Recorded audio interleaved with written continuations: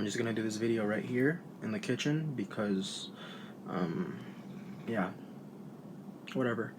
My father is sleeping, so I have to do it right here, not in there, to not turn the lights on in there. But yeah, I want to talk about the soul and the fact that it has a health to it. Everybody has a soul. Everybody is a soul, I should say. And a lot of people think that the soul is like a statue. It's like the vision that people have of God. Unaffected, pure, always healthy, always the same. That's not the soul. What use would it be that, you know, some spiritual, perfect, pure thing would be there unaffected by everything else? That's not a soul. That's a vision of purity. That's an idea of purity in the mind, like a statue that's unaffected by everything else. In reality, you are the soul. The soul changes, the soul corrupts, the soul heals, the soul does actions.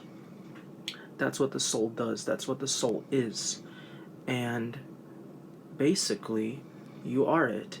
So the soul always has a level of how healthy is it. Um, Actions that are good for it to do keeps it healthy. Actions that are very unhealthy for it to do, in other words, sins, they corrupt the soul, and the soul becomes unhealthy. Well, what's the big deal if my soul is unhealthy or corrupted? What's the big deal?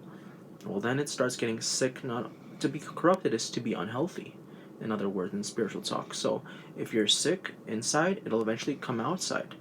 Just like if you have a wound inside your body, it'll show outside.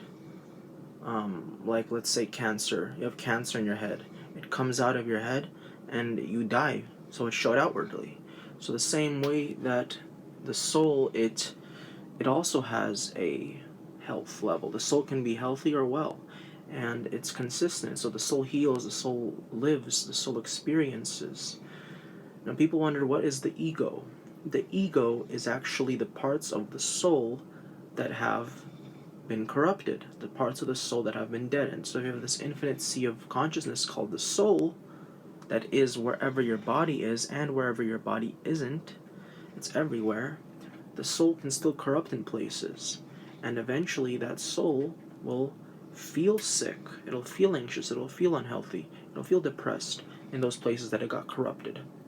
That's a little bit about the soul. The soul is the living thing that you are. It can change, it can grow, it can develop, it can experience, it can corrupt. It depends on what it thinks, what it does, what it experiences. But you can't corrupt from what happens to you, only from what you do wrongly. And that's basically all I think I had to say for this video. I don't think I have really anything more to say.